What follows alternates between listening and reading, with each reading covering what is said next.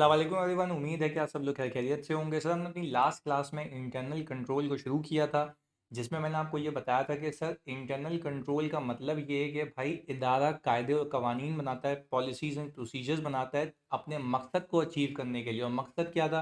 Profit की maximisation, efficiencies का आना और फाइनेंशियल रिपोर्टिंग का सही होना। मैंने आपको कहा था कि भाई मकसद क्या हो सकते हैं। मकसद, स्पेसिफिक मकसद ये हो सकते हैं कि भाई अगर मैं ये कहूँ कि मेरा मकसद ये है कि मैं अपने बैड डेट्स को कम से कम करूँ, मैं मतलब एंटिटी की बात हो रही है, तो एंटिटी क्या करती है, इसके ऊपर कंट्रोल लगाती है, वो एक क्रेडिट लिमिट सेट करने का प्रोसीजर बना लेती है कि भाई मैं ऐसे बंदे को माल बेचूं जो कि फाइनेंशियली वायबल हो, जिसके पे करने की इस्तात हो। तो ये कंट्रोल लगा लिया गया। अगर ये कंट्रोल नहीं होगा तो बैड डेट के चांसेस ज़्यादा होंगे, क्योंकि ultimately you will be selling to those individuals जिसकी फाइनेंशियल कैपेबिलिटी नहीं होगी, और अल्टीमेटली आपका बैड डेट हो जाएगा। ये चीज़ हो गई। फिर मैंने आपको सिखाया था, एग्जाम्पल दी थी सरसरी तौर के ऊपर कि भाई अगर लेट से एक इदारे का मकसद है कि कैश चोरी ना हो, तो वो क्या कंट्रोल लगाएगा? भाई वो कंट्रोल ये लगाएगा कि कैश को हैवी सेफ लॉक्ड बॉक्स में रखा जाएगा। एक कंट्रोल ये भी हो सकता है, जो आज की क्लास में बता रहा हूँ आपको, आगे जाके डिटेल में भी बताऊंगा, कि भाई अगर जैसे ही अगर कोई कंपनी है जो कैश ट्रांजेक्शन करती है, जैसे एआरटीडी है या कोई इंस्टीट्यूट है, वो कैश की ट्रांजेक्शन करता है, तो हमें ये कंट्रोल लगाया हमने कि भाई हम अपने अकाउंटेंट को ये बोलते हैं जैसे ही कैश आए आप दस्ती बैंक में डिपॉजिट करें, आपने कैश अपने पास रखना ही नहीं है। तो हमने इंटरवल्स बनाए हुए कि भाई 3 घंटे बाद जितना कैश आ गया 3 घंटे में आपने वो जमा करवा देना बैंक में जाके, दैट्स इट। आपको अपने पास कैश नहीं रखना, एक्सेप्ट दैट पेडी कैश जो आप रोजमर्रा के चाय पानी के हमारे खर्चे के लिए रखते हैं, वो भी लिमिट सेट है। बात समझ जाती है? तो दीज आर द कंट्रोल्स। ये कंट्रोल लगाए जाते हैं अपने किसी मकसद को अचीव करने के लिए। यहां तक हमने किया था। फिर मैंने आपको ये सिखाया था कि ऑडिटर क्यों पंचायत करेगा इंटरनल कंट्रोल की। तो मैं आपको लेके गया एज 315 में।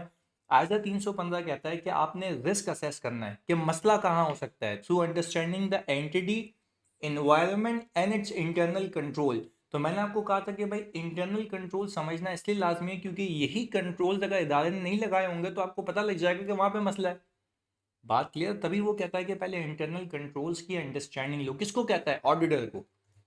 अब एक बात याद रखिएगा, इंटरनल कंट्रोल लगाती मैनेजमेंट एंड दोस्त चार्ज विद गवर्नेंस है।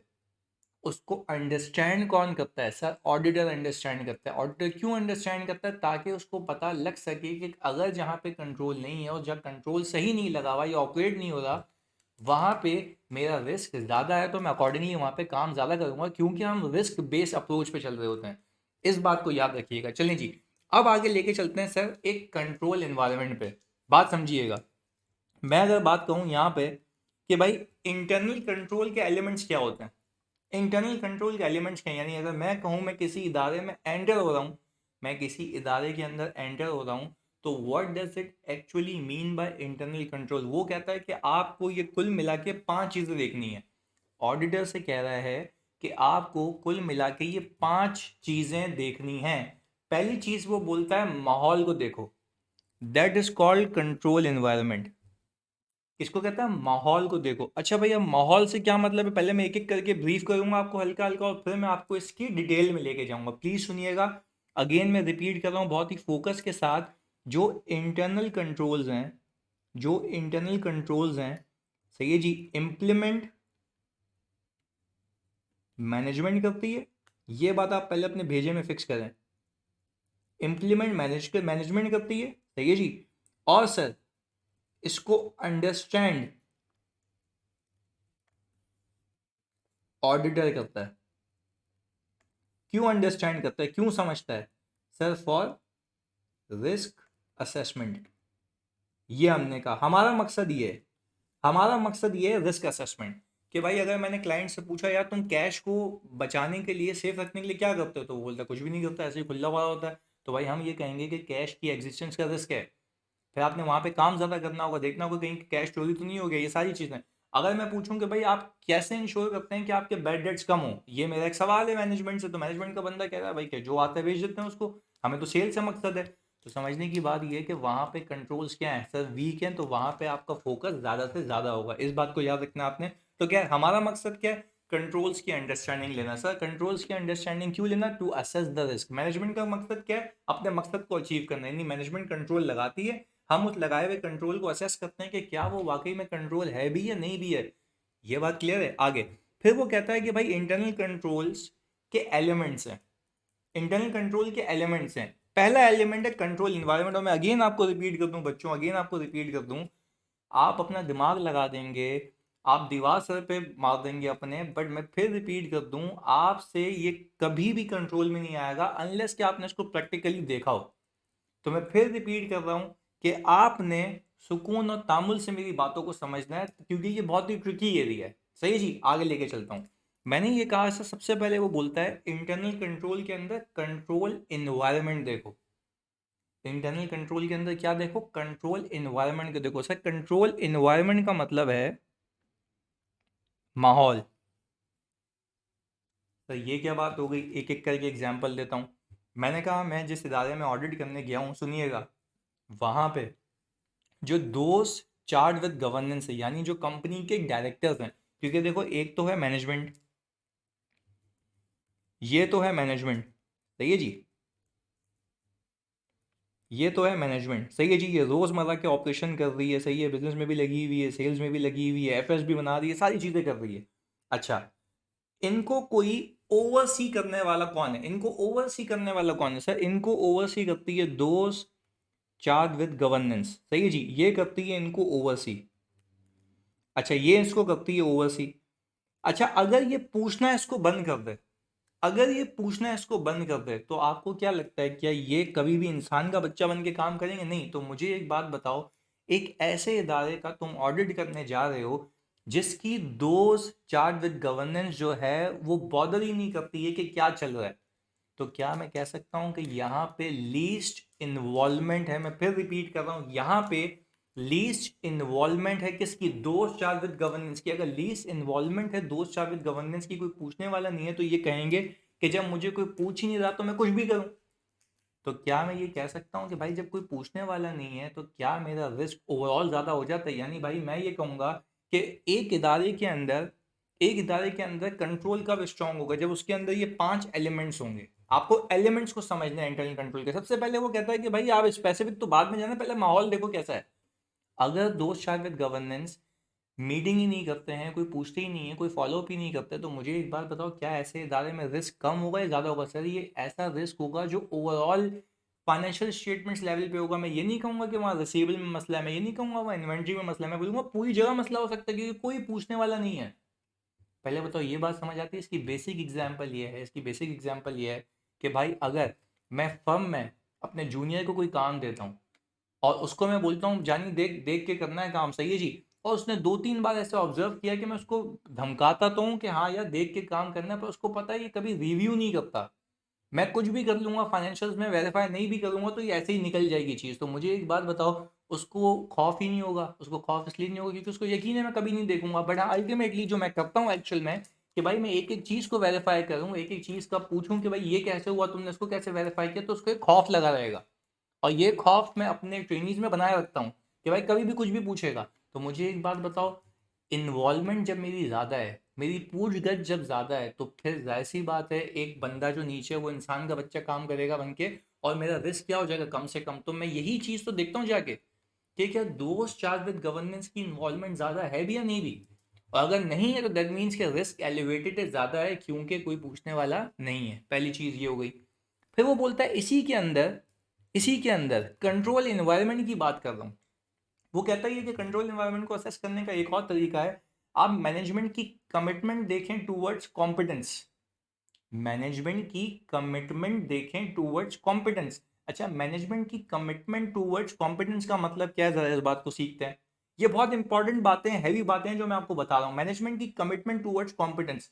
आपने एक काम ये किया, आपने मैनेजमेंट के किसी बंदे से पूछा, वो अकाउंट्स में बैठा हुआ है, कि भाई आपकी क्वालिफिकेशन क्या है? उसने बोला मैं मैट्रिक पास हूँ। तो आपने बोला अच्छा यार, आप तो फाइनेंस में बैठे हैं, आप तो फाइनेंशियल स्टेटमेंट्स हैंडल कर रहे हैं, तो मुझे आप एक बात बताएं कि अगर मैं कोई सेल करता हूँ तो उसकी एंट्री क्या बनता हूँ? तो वो बोल रहा है भाई सेल्स डेबिट और अकाउंट रिसीवेबल क्रेडिट। तो हमने बोला यार वाह माशाल्लाह, आपकी तो नॉलेज तो बहुत बेहतरीन है, आपको तो यानी आपको तो सीएफओ की सीट पे बैठना चाहिए। तो भाई समझने की बात ये है कि क्या यहाँ पे मैनेजमेंट जो है कि कॉम्पिटेंट लोग को भर्ती कर रही है? नहीं। तो मुझे एक बात बताओ, अगर मैनेजमेंट पवो पे बंदे लेके आ रही है, मैनेजमेंट पर्ची पे बंदे लेके आ रही है, और मैनेजमेंट प्रॉपर इंटरव्यूज नहीं कर रही, तो क्या आप ये बात मानते हैं कि आपको किसी एक जगह मसला नहीं होगा, पूरे एफएस में भंड होगा? क्योंकि जिस तरह उसने आपको धड़ल्ले से बताया कि मैं सेल्स को डेबिट कर दूंगा, तो आपने तो पता नहीं पूरे एफएस में लाखों एंट्री होंगी, उसमें क्या किया हुआ होगा। तो क्या आप ये बात समझते हैं कि मैनेजमेंट की कमिटमेंट टूवर्ड्स कॉम्पिटेंस भी कंट्रोल इन्वायरमेंट का ही पार्ट है, कि एक पूरा माहौल बनाओ कंट्रोल यार। और इसमें एक और चीज़ आती है, तीसरी चीज़ बताने लगा हूँ, आई होप आपको ये दो क्लियर है। अच्छा भाई, तीसरी चीज़ ये है कि वो कहता ये है कि भाई आप देखो ज़रा, मैनेजमेंट की कमिटमेंट टूवर्ड्स कॉम्पिटेंस के अलावा मैनेजमेंट की टॉलरेंस कितनी है ओवर पैटी थेफ्ट। मैं बता इसको उर्दू में बताता हूँ, आप लोगों के लिए मुश्किल हो गया होगा। मैनेजमेंट की जो टॉलरेंस है, यानी चोरी के ऊपर, लेट से एक बंदे ने, सही है जी, 2,000 रुपये की चोरी की, उसको माफ़ कर दिया, उस पर कोई स्ट्रिक्ट एक्शन नहीं लिया गया, तो भाई फिर एक बात बता दूं मैं आपको, मैनेजमेंट की टॉलरेंस, अगर आज उस पर कोई एक्शन नहीं लिया गया ना, तो फ्यूचर में वो वही चोरी करने का आप उसको इख्तियार दे रहे हैं। तो मैनेजमेंट की तरफ से ऊपर ऐसा डंडा होना चाहिए ना, कि सामने वाला बंदा कुछ करने से पहले खौफ में रहे, खौफ में रहे। इसको हम कहते हैं कि भाई हम वार्निंग लेटर, जैसे फॉर एग्जांपल मैं एचबीएल में था, मैं आपको बताऊं ये एचबीएल के प्रोटोकॉल्स हैं। एचबीएल में ना हमें ना एक ईमेल आती थी जिसमें बताया जाता था कि इस बंदे ने ये किया, इस बंदे के नाम के साथ नहीं आता था, कि इंसिडेंट्स आते थे कि इतने लोगों ने ये किया, उनको ये सजा मिली, एक्सपेल कर दिया गया, जेल हो गई, ये सारी चीज़ें। ये क्या है? ये कम्युनिकेशन है from the top management to the employees, कि इंसान का बच्चा बन के काम करना, अदरवाइज निकाल दिए जाओगे या ये स्ट्रिक्ट एक्शन लिया जाएगा। उसमें ये भी था कोड ऑफ कंडक्ट में, कि भाई किसी बंदी को शादी के लिए प्रपोज कर दिया, सही है, इसको छेड़ दिया, तो ये भी मना है। अब आप बोलेंगे ये तो मेरा शरई हक है, मैं कुछ भी करूं, नहीं भाई कुछ भी नहीं करूं, और इंसान के बच्चे बन के ऑफिस गए, ऑफिस में काम करो, ये करने की चीज़ है, ये क्या मतलब उसको प्रपोज कर रहे हो वहां पे जाके। खैर, समझने की बात ये है कि ये ओवरऑल वो चीज़ें हैं, सही है जी, जो कोड ऑफ कंडक्ट में आती हैं। ये क्या कहलाती हैं? ये कैसा कंट्रोल एनवायरनमेंट कहलाता है। I hope this is clear. तो मैं आपको एक स्लाइड दिखाता हूँ इसकी, कंट्रोल इन्वायरमेंट की। जैसे मैंने यहाँ पे लिखा हुआ है कि सर, जैसी लीडरशिप होगी वैसी आवाम होगी। अगर ऊपर वाले करप्ट हैं तो नीचे वाले भी करप्ट होंगे। This is called control environment. में एक ओवरऑल लेवल की बात कर रहा हूँ, मैं स्पेसिफिक की बात नहीं कर रहा। अभी जाते हैं डिटेल में, अभी इंटरनल कंट्रोल की दुनिया मैंने खोली है, शुरू की है, खत्म नहीं की है, ये बात याद रखिएगा। अच्छा खैर, और अगर ऊपर वाले ईमानदार हैं तो नीचे वाले भी ईमानदार होंगे। मीन्स इफ, अब हम आयजा की बात कर रहे हैं, if control environment strong then it is probable that control activities will be strong. अगर मैं कह रहा हूँ ऊपर से ही एक हमने एनवायरनमेंट ऐसा रखा हुआ है कि भाई हर किसी ने कमिटमेंट से काम करना है, कॉम्पिटेंस से काम करना है, गलती नहीं करनी है, एरर नहीं करना, फ्रॉड नहीं करना, तो आप फिर ये बात मान लें कि नीचे जो लोग काम कर रहे होंगे ना, जो एक्टिविटीज कर रहे होंगे, जो उनको बोला गया है, वो भी बिल्कुल सही होंगी। I hope this is clear. इसके बाद तो मैंने देखे इसमें एग्जाम्पल दी हुई है, इन्वॉल्वमेंट ऑफ दोस्त charge with governance, regular meeting attend करें, मैनेजमेंट शोज इंटेग्रिटी, मैनेजमेंट में 2 नंबर लोग नहीं हो, फ्रॉड के केसेस नहीं हो, management is not aggressive. Aggressive का मतलब यहाँ पे ये नहीं है गुस्सा, अग्रेसिव का यहाँ पे मतलब ये है कि अनरियलिस्टिक टारगेट सेट नहीं हो। आप कितने सवालात में देखेंगे, सही है, रिस्क वाले सवालात में आएगा कि आपको बोलेंगे, उसमें लिखा हुआ होगा कि मैनेजमेंट ने, सही है जी, प्रेशर डेवलप किया है कि हमें प्रॉफिट को 2 टाइम्स डबल करना है। तो ये क्या, ये मैनेजमेंट के ऊपर प्रेशर है। तो इससे क्या आता है, ये फ्रॉड का चैप्टर लिंक होता है यहाँ से, कि भाई मैनेजमेंट के ऊपर अगर आप प्रेशर डालेंगे तो वो 2 नंबरी करके कुछ भी करके प्रॉफिट को अचीव करने की कोशिश करेंगे। तो ये this is not a good control environment, ये बात याद रखिएगा। इसके बाद कमिटमेंट टू कॉम्पिटेंस, मैंने आपको बता दिया कि भाई हायरिंग मेरिट बेसिस पे होनी चाहिए, वर्कलोड के अकॉर्डिंग, ताकि कोई भी बंदा जो है वो डीमोटिवेट ना हो। अप्रोप्रिएट एचआर पॉलिसीज होनी चाहिए, और no tolerance over petty theft, यानी ये वो फीचर्स हैं कंट्रोल इन्वायरमेंट के, जो अगर किसी इदारे में एग्जिस्ट करते हैं तो उस कंपनी का कंट्रोल इन्वायरमेंट अच्छा है, अदरवाइज कंट्रोल इन्वायरमेंट अच्छा नहीं है। तो सर क्या ये इंटरनल कंट्रोल हो गया? बेटा ये इंटरनल कंट्रोल नहीं हुआ। कंट्रोल, इंटरनल कंट्रोल के एलिमेंट्स का पहला एलिमेंट हुआ है कंट्रोल एनवायरनमेंट। यानी जब आप रिस्क असेसमेंट करते हैं किसी कंपनी की, तो आप क्या करते हैं, पहले इदारे की अंडरस्टैंडिंग लेते हैं। लेट से अगर वो इदारा, प्लीज़ सुनिएगा, अभी जैसे मैं एक पाकिस्तान इंटरनेशनल बल्क टर्मिनल का मैं क्लाइंट कर रहा हूँ, तो अगर वो क्लाइंट जो है, सही है जी, वो किसी कंपनी का माल इंपोर्ट हो रहा होता है, तो वो उसको उतारता है, उसको डॉलर में चार्ज करता है, तो यहाँ पे एक्सचेंज रेट इन्वॉल्व है। मैंने समझा ना कि वो क्या बिजनेस करता है, किस एक्टिविटी में इन्वॉल्व है, अंडरस्टैंडिंग द एंटिटी, मैं एंटिटी को समझ रहा हूँ, बात सुनिएगा, एंटिटी को समझ रहा हूँ। तो जब मैंने बच्चों एंटिटी को समझा, तो वो क्या करती है कि जो दूसरी कंपनीज कोल इंपोर्ट करती हैं, उनको एज अ टर्मिनल के ऊपर फैसिलिटेट करती हैं, अपनी वेसल्स को लगा के वो कोल यहाँ पर अनलोड कराती है, उसके चार्जेस लेती है, ये उसका काम है। पर इन्वायरमेंट को मैंने समझा तो क्या है, इंपोर्ट करती है, बात समझिएगा, एनवायरनमेंट कैसे इंपोर्ट करती है। मुझे याद आया कि इंपोर्ट तो बैन है, तो मेरा रिस्क क्या है कि भाई जिस वक्त इंपोर्ट बैन होगा उस वक्त की तो सेल बुक नहीं की हुई, तो ये मेरा रिस्क है ना। मुझे रिस्क कैसे पता लगा था? जब मैंने एंटिटी को समझा, उसके एनवायरनमेंट को समझा। ऐसा ही है। और एक और रिस्क होगा, बात समझिएगा, एक और रिस्क होगा कि हो सकता है कि वो कहता है कि भाई इतने मैट्रिक टन के ऊपर मैं पर मैट्रिक टन के ऊपर इतने डॉलर चार्ज करूंगा, तो हो सकता है वो पर मैट्रिक टन की क्वांटिटी गलत लिख दे। तो अगर गलत लिखेगा तो मेरा रेवेन्यू भी ज़्यादा बुक होगा।